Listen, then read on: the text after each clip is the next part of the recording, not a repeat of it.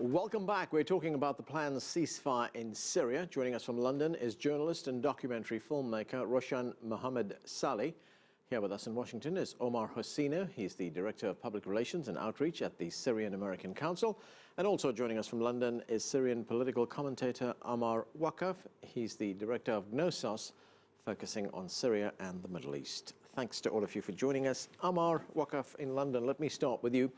So we have the ceasefire, which has been signed right now, but no sooner had it been signed, we have more violence. 2 hospitals being hit, the violence continuing. Question is, could there ever be a ceasefire in Syria, given that there are literally hundreds of myriad groups that make up the opposition there? Well, good evening.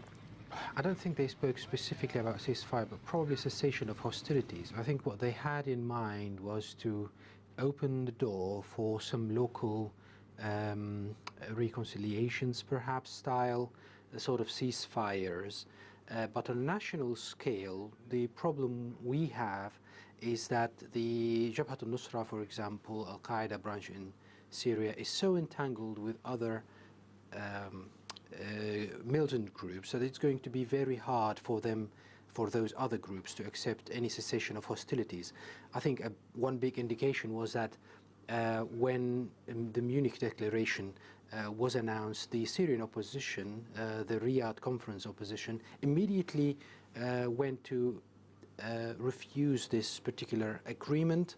And I think what they had in mind was that if they would accept it and the cessation of hostilities would be as expected, partial, so we're going to stop with these groups, we're not going to stop with the terrorist groups, then they would fear that there would be some internal fighting in between the groups. If someone decides to stop, then probably the bigger ones, which are the more radical ones, could actually come and swallow them up. So that's why nobody is interested, and I don't think that has much of a chance of success, unfortunately. Omar, that doesn't sound very good, that this won't succeed.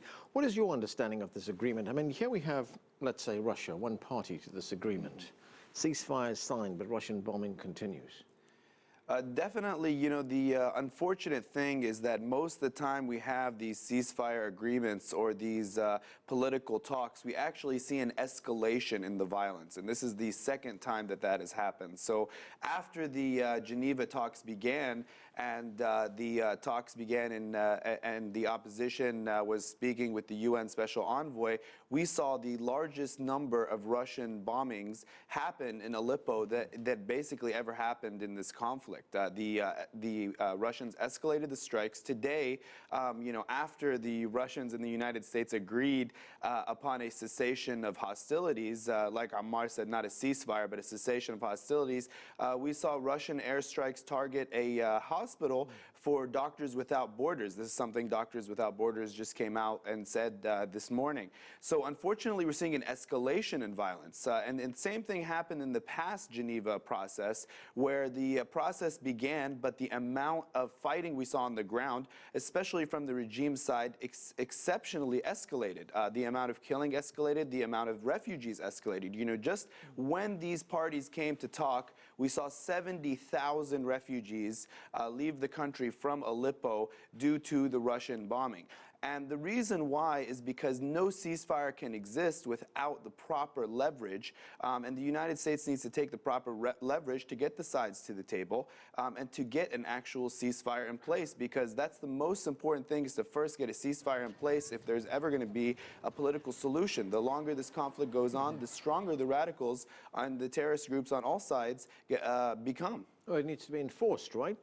It definitely needs to be enforced, and the UN Security Council Resolution 2254 called for a cessation of hostilities and full humanitarian access, which Russia signed on to, and then Russia continues to bomb and kill civilians while they have signed on to the ceasefire, which basically makes it words on paper. All right, let me go to Roshan. Roshan, I want you to take a listen to what the Russian Foreign Minister Sergei Lavrov had to say about the agreement. Let's watch. Не все совпадает в оценках происходящего. We do not agree on everything. There are differences. That is why I wish to repeat and to clarify these problems. The key in Syria is to have direct contacts for cooperation between the army, the US-led coalition, and the Russian army, which is in Syria at the invitation of the legitimate government. Процедурам избежания. So, Roshan, here we have a situation where we have an agreement brokered by Russia and the United States. Sergei Lavrov making the point there that they are not in agreement on everything. Do these two major powers have separate agendas here, which is undermining this agreement? Well, I think different parties will understand different things from this agreement. Why would Russia stop bombing? Why would the Syrian Arab army stop fighting on the ground? They have the advantage. It's the rebels, the Syrian opposition, they're the ones that are desperate for a ceasefire. And it's ironic because I think during the course of this conflict, it's actually been the so-called rebels that have refused a political solution. They've always laid down the proviso, that Assad must leave at whatever cost. But now suddenly they're calling for a ceasefire and a halt to Syrian Arab army activities on the ground and Russian bombing. Look, obviously at the moment we are at perhaps a decisive point in the war where perhaps this horrible war, which has dragged on for too long, may be coming to an end. I think that, or the major elements of the conflict might be coming to the end. Certainly if the Syrian Arab army and the Russians can encircle Aleppo and expel the terrorist groups which are present in Aleppo. If they can seal the Turkish border and the Jordanian border to the south and the Iraqi border as well, then this conflict is all but over, and then it will become just a prolonged, terrorist campaign, mopping up exercise. So I don't see any reason. I know this is all politics. It's all politicians talking and blaming each other, but I don't see any reason why Russia and the Syrian Arab army, Assad in other words, should stop their offensive on the ground because they're winning. Omar, what do you make of that? I mean, is there any compulsion for these two sides to stop fighting? Right now, Bashar al-Assad has, with considerable Russian help, been able to recapture much of the territory he lost in western Syria. Is he under any kind of pressure right now to say, okay, I will stop ceasefire? I think what really the underlying issue here isn't winning over armed groups or armed rebellion. It's about what sort of project do those people have in mind. So if you think of, we need to distinguish between the groups and between people who oppose the government. Some of them really just don't like the government. They need a better governance system, they need a more democratic system, that's fine. However, the dangerous ones are the ones who have a completely different setup in mind for Syria. So instead of having Syria as a multi-ethnic, multi-religious place where everybody could feel as a first-degree citizen, what is in the minds of some of the Al-Qaeda, especially Al-Qaeda and Salafi-affiliated groups, is to have a country in Syria whereby other people who are not from the certain majority would be second-degree citizens, and people would be judged by skin color, just like what is happening in Lebanon, just like what is happening in Iraq. I think those people you cannot reconcile with them, not as people, but as a project. And these people have been identified, fortunately, by the international community, just like the ISIS people, the Jabhat al-Nusra people, and the affiliated groups, as terrorists. Now, you cannot stop fighting those because it's not a political issue, it's an existential issue. So the problem we have is how to get Syrians, and we need to understand also that there are so many non-Syrians amongst their ranks, especially the ideological groups in Syria. Now, how to bring Syrians from those people and give them some sort of a, amnesty, I don't know what it would be, to convince them that this sort of project is only going to bring havoc and destruction into this country. And so start a political process with disregard of what those ideologues have in mind and continue fighting them because we believe it's the only way. They really have no place for democracy. One specific paper that they had, or one specific thought say, democracy is an ideology to allow multiple ideas to coexist. And there is no multiple ideas in Islam. There is only one true idea. So, you cannot live with those people. You have to keep fighting and at the same time try to extend some sort of an arm to other Syrians who would be willing to cross the bridge with you. What do you think, Omar? I think the ultimate goal has to be democracy. It has to be multi-ethnic, multi-sectarian democracy through a political solution. I'm glad that the United States and Russia have agreed upon this as the ultimate goal. Unfortunately, without the United States taking leadership and taking the lead in pushing for this, for a free and democratic Syria for all Syrians, there can't be a political solution. And so with Assad in power, there can't be a political solution. You're not going to get the players that are on the opposition side, Saudi Arabia, Qatar, and Turkey, on board without getting rid of Assad in power. Now, at the same time, the Russians and the Iranians and the others that are supporting Assad have interests in Syria. And a political solution has to have a compromise from every single side, from every single group. However, you cannot get there without the protection of civilians. All right, let me go to Roshan. Roshan, is there a political way out of this?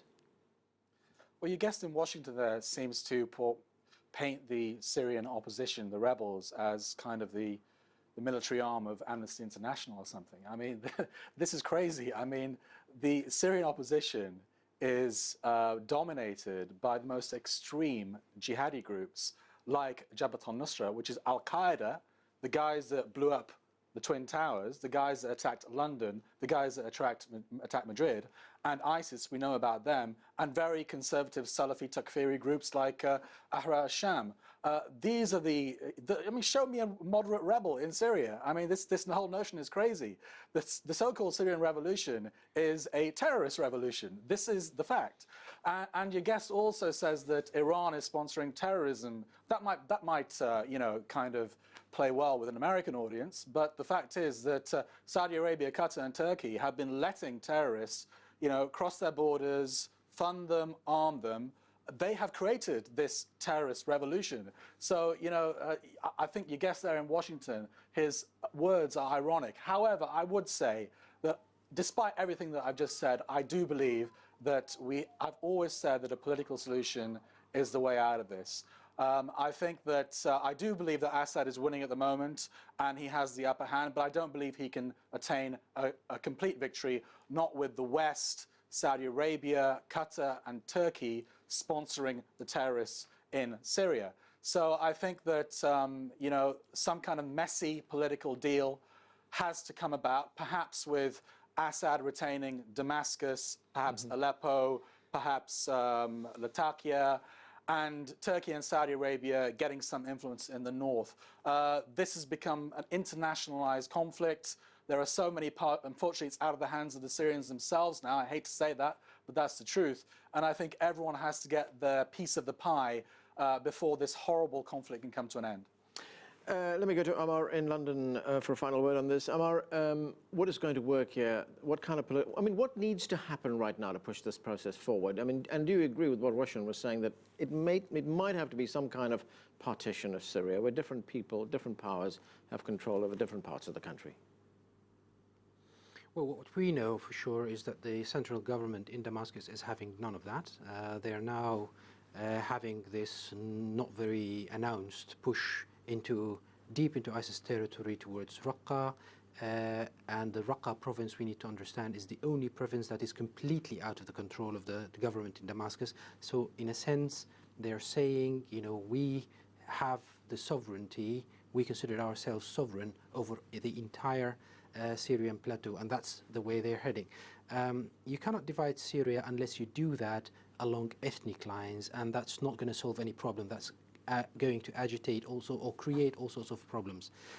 Picking up on the discussion from Omar in your studios over there, I think we need to look at it differently. We know that Saudi Arabia and Turkey and Qatar are not going to stop funding rebels and sending arms and wreaking havoc, in a sense, in Syria unless President Assad steps down.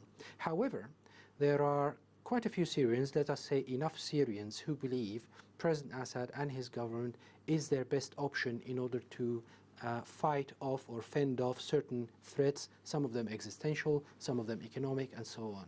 Now, we need to reconcile somehow between these two. We cannot say that if we take President Assad, everything is going to be fine, because we are not going to be sure how this group of people would behave. I mean, if they currently they feel that the Syrian government, because it stands on its feet and they played a big role in keeping it on its feet, they feel that they are safe. If they feel that they are not safe, then who knows what they can do. So we need to convince the political rivals in Syria first, and probably Turkey and Saudi Arabia, to trust a process rather than to trust some sort of this person or that person, in order, and that process could produce something good. Okay, I'm sorry, we're going to have to leave it there. We've run out of time. Thanks to all of you for joining us. That's it for this edition of The Heat. I'm Anand Naidu in Washington, D.C. Thanks for being with us.